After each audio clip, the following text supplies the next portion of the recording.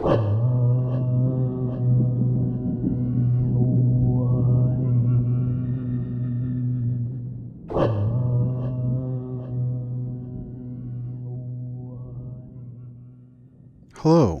I am Baal Kadmon, and I would like to thank you for watching and or listening to this podcast.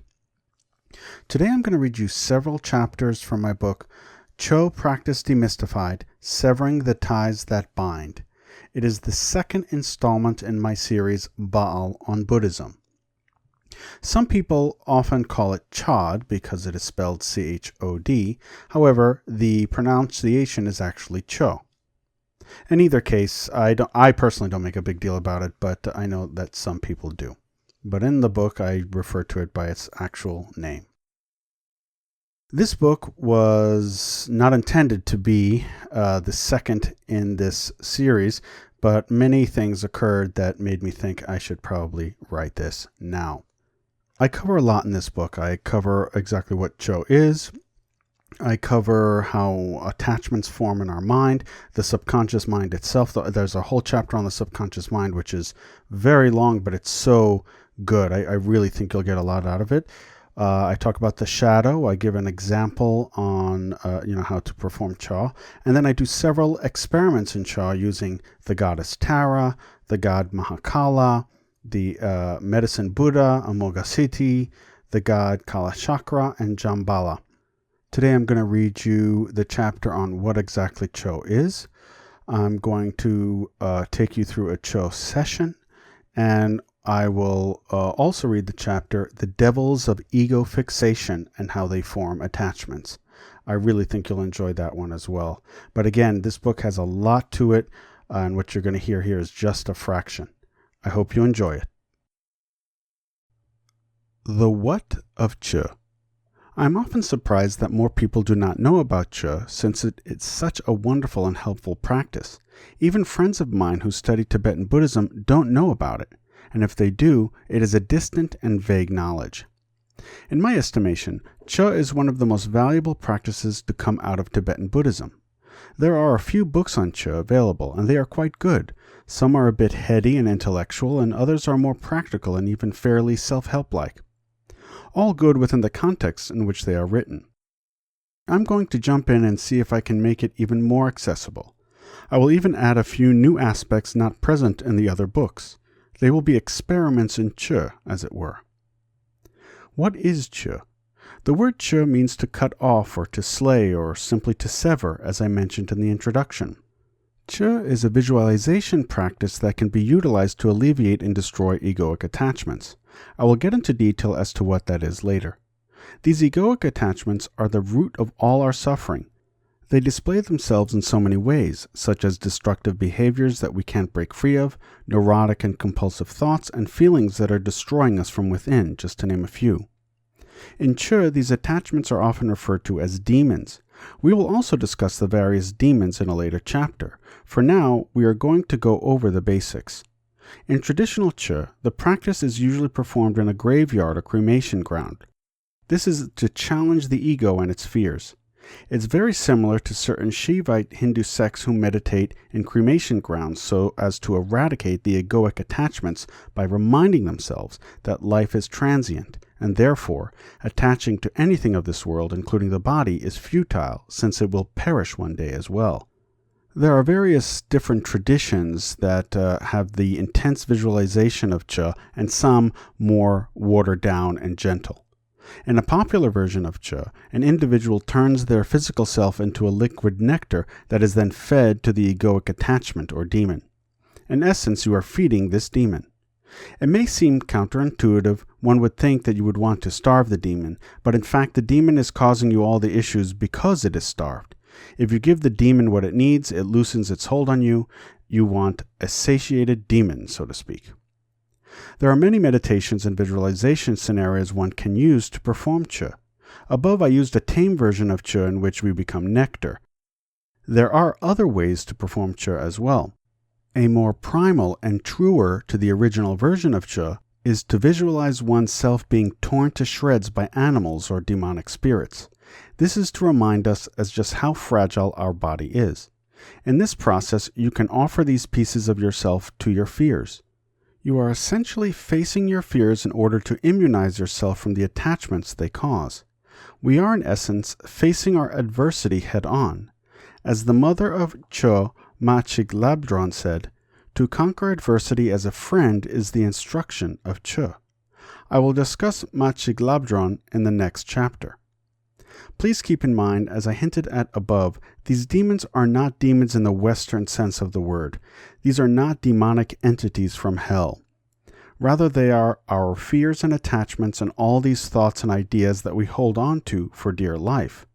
These ideas and thoughts almost seem to have a life of their own. Through the ego, they create an artificial divide from the self, or one can say our true essence. This divide causes us to develop a shadow self that causes us harm if not tended to. I know many Buddhists will be up in arms that I'm even mentioning the term self, since Buddhism doesn't believe in a self as we know it. However, for the sake of simplicity and approachability, I'm going to use the term self since this is how we experience it. Chod practice helps integrate these divided pieces that haunt the shadow side of ourselves. The above, of course, is a very Western view of how Chod works. As I indicated earlier, in Buddhism, there is no such concept of self. Although we use Chod to release egoic attachments, Chod's ultimate goal is to release us from the egoic tendency altogether by helping us ascertain the illusory nature of existence. My friend Akasha at occultistakasha.com made an interesting observation about Chod. Not only is it a practice of severing the attachments that bind us, but it is also a way of paying off karmic debts from a previous life. This makes perfect sense, since we do carry some of the darkness with us, and Chod is a way to sever that attachment. It is a brilliant observation. In this way, Chod is an advanced practice. In this book, we will bring it a bit more down to earth so we can actually use it. The devils of ego fixation and how they form attachments. The origin of all demons is in the mind itself. When awareness holds on and embraces any outer object, it is in the hold of a demon. Labdron. According to Labdron, the demons are not of a supernatural nature, but within our own psyches, as the quote above suggests. In our understanding, there are 4 demons of attachment. We have the demon of tangibility. This class of demon is based on what we can experience with our senses that can cause us discomfort, but also accounts for cravings as well. We tend to get lured into attachments by what we perceive with our senses. These tangible experiences can be either good or bad, since both good and bad experiences can cause attachments. We have the demon of intangibility. This is a bit trickier since these demons don't come directly from our senses, but rather what comes from our minds. Our emotions and thoughts are run by this demon. Our obsessive and negative thoughts, thoughts of worthlessness and dissatisfaction come from here. Our judgments of others and ourselves also come from this demon. This in many ways is the most dangerous of demons since it is through our emotions and mental self that we navigate the world. I have found that most people who use Chod are having difficulty with this demon. Often the tangible and intangible demons show up together since many of the negative emotional traumas are due to physical traumas and experiences in the world. As I stated a moment ago, these tangible and intangible experiences can be either good or bad. Since both good and bad experiences can cause attachments, it makes sense. Next, we have the demon of exaltation, which is in many ways tied to the demon of intangibility we just discussed. This demon is also tricky because in our Western conception, what this demon does is actually a good thing in our minds. This demon forms attachments to things that provide us a lot of joy or bliss. Instead of experiencing those things in the moment, we get attached to them. For example, I have a friend who does intense yogic meditations every morning. She gets so intoxicated by the energy she experiences that she can't go a day without it. In our Western mind, that is a great thing. We think it's better than taking drugs, right? Well, no, it's about the same when you look upon it through the lens of the demon. If an attachment develops to the good feeling or bliss of whatever it is that elicits it, It is considered an attachment. So as in the example above, if my friend misses her meditation sessions for a day, she is irritable and angry.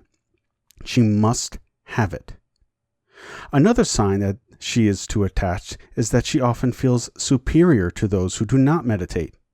The child of such an attachment is called spiritual narcissism. That, my friends, is an attachment, and we know this because if you feel any pain when you don't foster the attachment, that means you are addicted to it, and that is a very strong attachment. Are some attachments worse than others? I suppose, but they are all pretty bad because they cause withdrawal when they are not fostered. Chod can help break these attachments. The next demon is also very connected to the last demon we just discussed, and that is the demon of arrogance. There is just a small twist to this one. Although it incorporates many of the elements of the prior demon, it goes a bit deeper. Not only does this demon tend to be present with inflated egos and spiritual narcissistic tendencies, it also makes you believe that you are an autonomous self. Let me explain. Unlike Hinduism, in which there is a self, in Buddhism the self is non-existent, and therefore even an inkling of autonomy or individuality is a delusion, or an illusion rather. This feeling of identity is considered to be of the highest form of arrogance. When one pacifies this demon, you can then realize your true pure state, which is grounded in the emptiness of all that is. You start to realize that everything we experience is diaphanous and has no intrinsic meaning.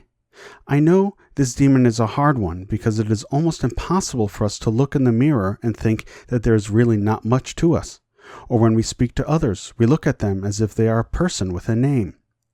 It is so hard because our senses tend to take things that are being experienced as being the end-all, be-all of the sensation. If I smell perfume, my nose is detecting this, but in the overall scheme of things, that was an illusion since the whole scent and sense are experiencing aspects of a universe that doesn't exist in the proper sense of the word. Even this explanation I'm giving you is an experience and doesn't really describe something that can't be described. And even those words are illusions. Essentially, the use of labels of any kind will trap you in this demon. To say there is no self would acknowledge that there is a self to compare it against. You see what I mean? You can't know dark without light, yet both aren't truly real. You see the rabbit hole you jump down into when you discuss these concepts? Oh, and that rabbit hole isn't real either, but even saying that isn't true. It's quite maddening, at least to the logical mind. Now that we have that out of the way, let us go a bit deeper into the subconscious mind and some of its tendencies, since it is in this part of the mind where attachments form. Severing the ties that bind. In this chapter, we will discuss the basics of the Chod practice and go through one session. The template I'm using in this chapter can be used for any of your Chod sessions. It is for this reason I will outline the process in generic terms. I must warn you, it is not always easy to encounter the issues that bind you. Some of these issues can spark some deep-seated emotions and recollections of trauma. Please do not perform Chod if you are not ready to do so. I will illustrate the intent of the Chod practice and then we will get more detailed. Create a space in your home where you will not be disturbed for about 15 to 20 minutes, maybe 30. You can make this as long as you like. There is no set time. I personally light a candle, any color, and light some incense. Again, anything that you want, that's more for the ambiance. Or you can use a brainwave entrainment product or calming music, whatever you like. In this session of Chod, we will be identifying the issue that is causing you pain. It can be about anything. It could be excessive shame, being too judgmental, fear of intimacy, or whatever it is that is holding you back. It can be issues you have with unworthiness and everything in between. We will then try to visualize what the pain or issue might look like. Let the image come naturally to you. It might be scary or benign looking. Just let it flow. When I first encountered my devil or demon, it was this blue hairy monster with red eyes. It was off-putting to say the least. Once you identify the issue or devil of egoic attachment, call it to you, invite it into your space, visualize it in front of you. You can do this with your eyes closed or open. If you are having a challenging time visualizing, take a piece of paper and make a symbol that represents the issue. It can be as simple as a line or an elaborate drawing. Once completed, place it in front of you, maybe on a chair in front of you so you can face it. Once in front of you, sit with it for a few minutes. Stare at it either in your mind, or if you're doing a visualization on the symbol or on a piece of paper, just look at it. Now ask it in normal tone, either in your mind or out loud. Please do not be afraid. Come to me. I have what you desire. Please tell me what it is you need from me. What can I do for you? Let it answer you in your mind. Don't control it. Let it simply answer you. If you don't hear an answer, that is okay too, for in the next step, we will get deeper into its energy. Once you have the answers, or not, unlike other methods in which you become the devil of egoic attachment, once I hear what it wants, or if I don't hear anything, I immediately go to the next step. The next step is a bit harsh in the sense that it requires you to do some pretty intense visualization. It is at this point I visualize myself being cut up into pieces and my head being cut off by wild animals or demons. While I visualize this, I see the devil of egoic attachment consuming these parts of me. I let him or her eat me until there is nothing left of me. At this point, I'm only looking upon him or her as an observer now. In some books, they do away with the harsher visualizations and have you picture yourself as a nectar which is fed to the devil or demon. This is a gentler way to visualize this. However, in the original Chod teaching, very harsh visualizations are used, and therefore I'm keeping to that tradition in this particular chapter. The harsh way shocks the ego, and thus, in my mind, is more effective. If you need a gentler approach, you can see yourself turning into a nectar or a mist instead of being torn to shreds, and this nectar or mist is imbibed by the devil of egoic attachment. Once the devil eats of you, you will notice it transform into something else. Mine turned into a bird. I then visualize myself and the bird becoming one. It is at this point you will notice how the emotional charge of the issue is lessened. You are no longer ignoring this part of you, but in fact you are integrating it so it can't cause you harm. For persistent issues, you may find doing this a few times is necessary. Again, you can do this for whatever issues you have. That was a brief overview of the process. Let us just slow down a little bit more and do this again. Sit with yourself and think of the issue that is bothering you right now. Is it shame, anger, whatever it is, think about it. Visualize what this issue looks like. Don't control it. Just watch it and observe. Now say, please do not be afraid. Come to me. I have what you desire. Please tell me what it is that you need from me. What can I do for you? And you can add other words to this if you like. Once you have the answer, or anything, visualize yourself being cut up into pieces and your head being cut off, or if you prefer, to see yourself as a mist or a nectar. While you visualize this, see the devil of egoic attachment consuming these parts of you. Let him or her eat you until there is nothing left of you. At this point, you are only looking upon it as an observer. Once you are consumed, see how this devil or demon changes form. Once you see this new form, merge with it. It will be at this point when you feel the emotional shift. There you have it, a simple Chod session that can help you move past many of the ties that bind you. We will do other Chod sessions in which we will experiment with different entities. But before that, I do want to mention one more thing that you might experience after a Chod session. I will discuss that in the next chapter. There you have it, my friends, a few chapters from my book, Chod Practice Demystified, Severing the Ties That Bind. You can purchase it on Amazon. It's both in paperback and Kindle, and the audiobook will be available probably within the next week and a half. If you are having trouble sort of conceptualizing the Chod practice, my friend Akasha at occultistakasha.com specializes in Chod and mantra work, and she can help you work through some of these sessions. She has a slightly different approach than I do, but they're actually very similar in many ways, so I completely endorse her work, and I think that you would benefit from her sessions if that is something that you need. Another thing I would like to mention, and I posted this on Facebook the other day, is that my friend Dipti created this unbelievable painting of the goddess Tara. And many of you know that Tara is one of my patronesses. I do a lot of work with Tara. In fact, in this book, I have a session, a Chod session with Tara. And if I had this painting when I did this, when I wrote this book, I would have referenced that painting. And going forward, I will be doing every Chod practice with Tara with her painting. She is super talented, and I know that if you want a rich spiritual painting done for you that is specific for you, she is the one who can do it. I mean, she's incredibly talented.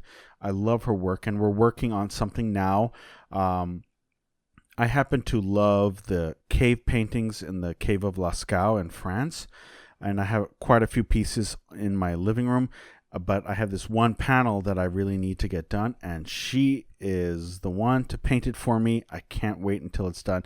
If you want a good, deep, spiritual artist, she's the one for you. I really, truly recommend her. There you have it. I hope you enjoyed this rather long podcast. I have a couple of things in the works right now, but it'll probably be about a month or two from now. I'm taking about a month off from writing and recording, but I will be right back come December, January, and we'll take it from there. I hope you're well. So mote it be.